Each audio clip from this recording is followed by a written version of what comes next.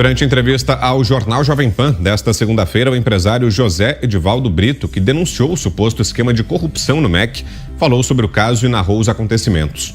De acordo com ele, ao saber das acusações, o ex-ministro Milton Ribeiro quis tomar providências imediatas e pediu sua colaboração para isso em um encontro.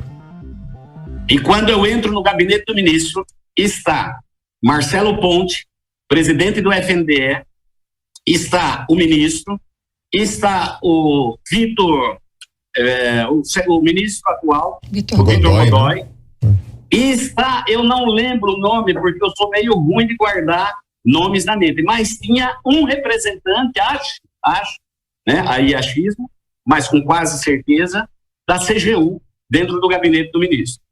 Como nós somos caipira do interior, a gente é desconfiado e medroso, né? Em cometer uma injustiça. Quando eu cheguei, eu falei, ministro, eu vim aqui como cristão e o senhor não como ministro, como pastor. Eu vou fazer o que os padres fazem. Eu faço uma confissão aqui no seu confessionário, os padres não contam, então o senhor analisa. E ele diz o seguinte, Brito, se for o assunto, se o tema é Arilton Moura, todo esse pessoal aqui precisa ouvir. Eu preciso que eles estejam ouvindo. Eu falei, então tá bom.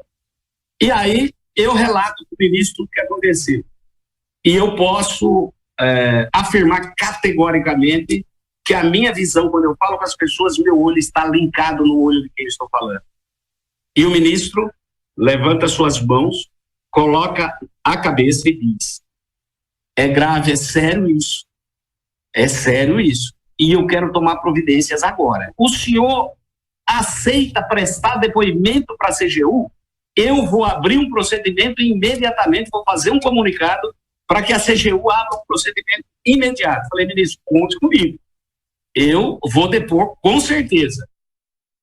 Depois, Brito afirmou que nem Ribeiro e nenhum outro funcionário do MEC estavam envolvidos ou sabiam do suposto esquema e que comprovou para a Controladoria Geral da União e a Polícia Federal que se reuniu com o ex-titular da Educação e juntos pediram a investigação do caso.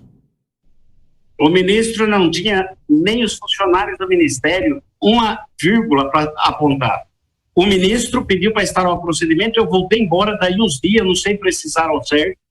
Eles me ligam, me mandam e-mail, mandam link e eu presto o primeiro depoimento ainda no mês de setembro ou início de outubro, salvo engano.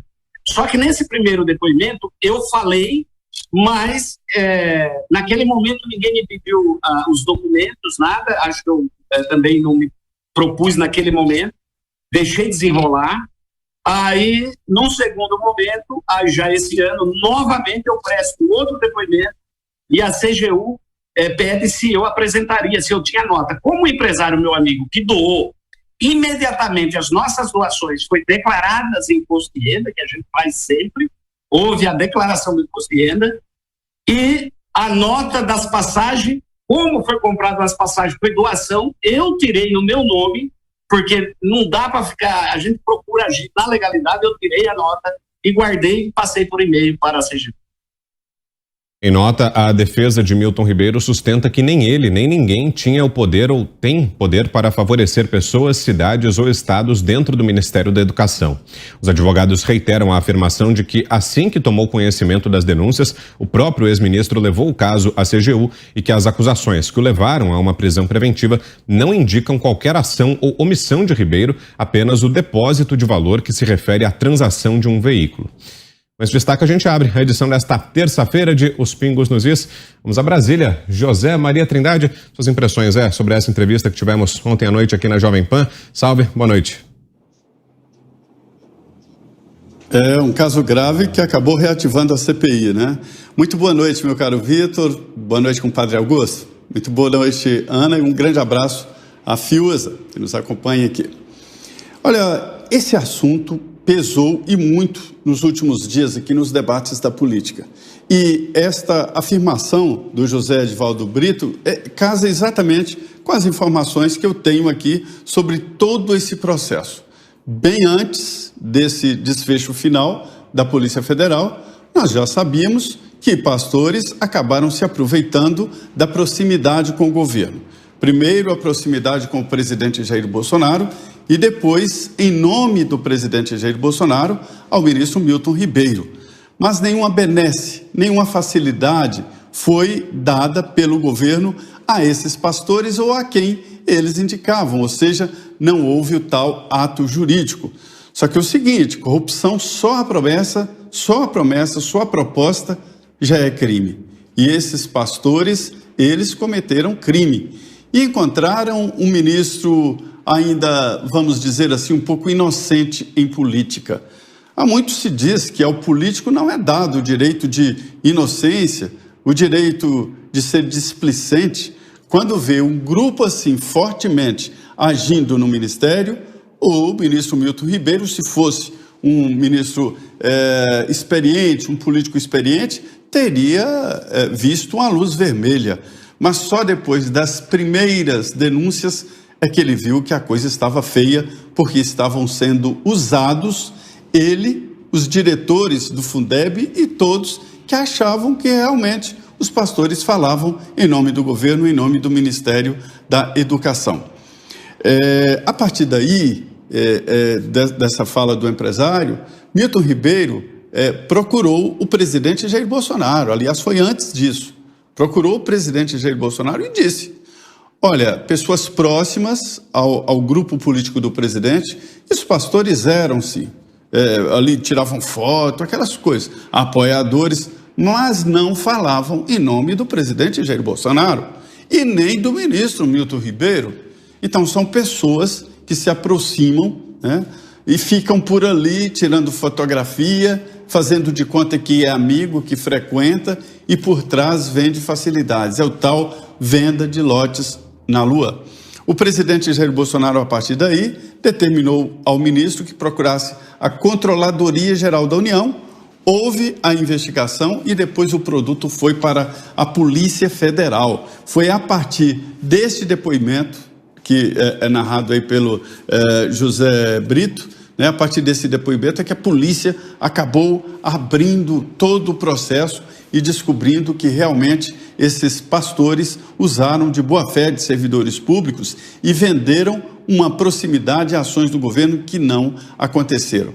Não é possível liberar recursos do Ministério da Educação sem estar no orçamento, sem uma previsão de projeto. A coisa não é tão simples como pensaram eles, os pastores que conseguiriam, né? E eles devem ter levado muito dinheiro de pessoas que não entendiam o processo, né? Só quem não entende o processo é que vai acreditar numa história da carochinha, assim, de que você me dá um dinheiro aqui, que eu arranjo tal coisa no governo. Isso não é bem assim. Esse processo era com as empreiteiras, mas é preciso ter uma licitação falsa, é preciso ter não sei o quê para chegar naquelas empreiteiras que ficavam com o grosso do dinheiro. Veja a burocracia como é. A burocracia, às vezes, é proteção do dinheiro do Estado. E foi exatamente assim. A partir deste depoimento, que não foi o primeiro, o ministro já sabia, já tinha indicações fortes de que os pastores estavam agindo em nome dele, é que o Estado tomou ciência e se protegeu. Então, esta é a realidade. A novidade aí é que não há uma união ou uma unificação da corrupção no governo e espelhe o que não é próprio. Esta é a lição que fica desse episódio. E que esses pastores sejam presos mesmo. Não se pode usar a proximidade com políticos, a proximidade com ministros e presidente da República para dar golpes, né? Golpistas. Análise agora da Ana Paula Henkel. Continua essa semana com a gente aqui em São Paulo. Tudo bem, Ana? Boa noite. Boa noite, Brown. Muito bom estar aqui com vocês essa semana. Mais uma semana aqui com vocês. Boa noite, Zé. Boa noite, mestre Augusto Nunes. E boa noite à nossa audiência maravilhosa. Bom, transparência tem sido um ponto importante nessa administração, né? Suspeitou, investiga, suspeitou, afasta, confirmou qualquer esquema de corrupção, afasta permanentemente.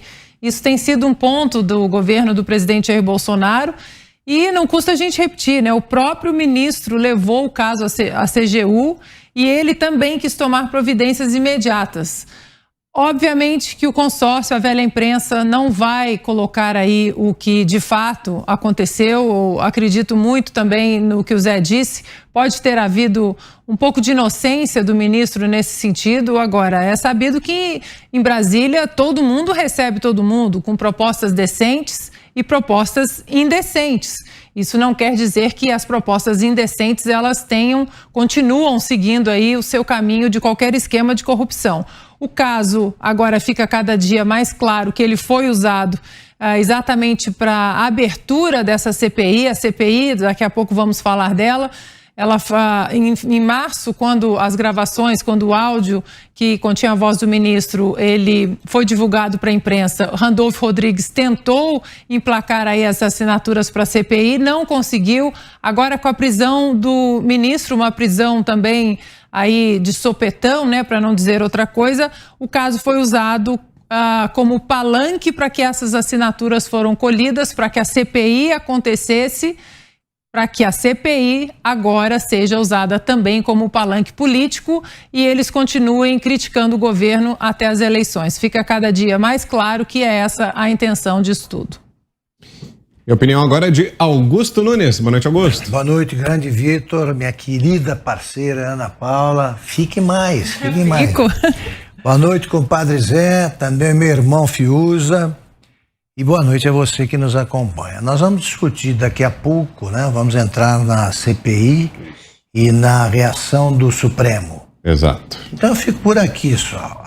O PT, ele realmente, eu usar essa imagem aí tão gasta já, mas ele mede os outros pela régua dele, PT. O PT passou 13 anos oferecendo as primeiras páginas dos jornais, a abertura dos telejornais, ao noticiário da rádio. Ele passou 13 anos oferecendo a manchete que era sempre um caso político-policial. Sempre. Eu até sou um dos meus projetos jornalísticos era transferir todo o noticiário sobre o PT para a página de polícia. Editoria de polícia, que não é política, é roubo. E agora apareceu um caso envolvendo pessoas que certamente usaram o nome do ministro e o nome do presidente, talvez, para furtar, para fazer o que faz o PT, e pronto. Vibração entre os jornalistas. Agora a corrupção chegou. Eles não estão preocupados com a corrupção do PT, que ainda não foi devidamente punida. Eles querem enxergar a corrupção futura do governo Bolsonaro. Quebraram a cara de novo.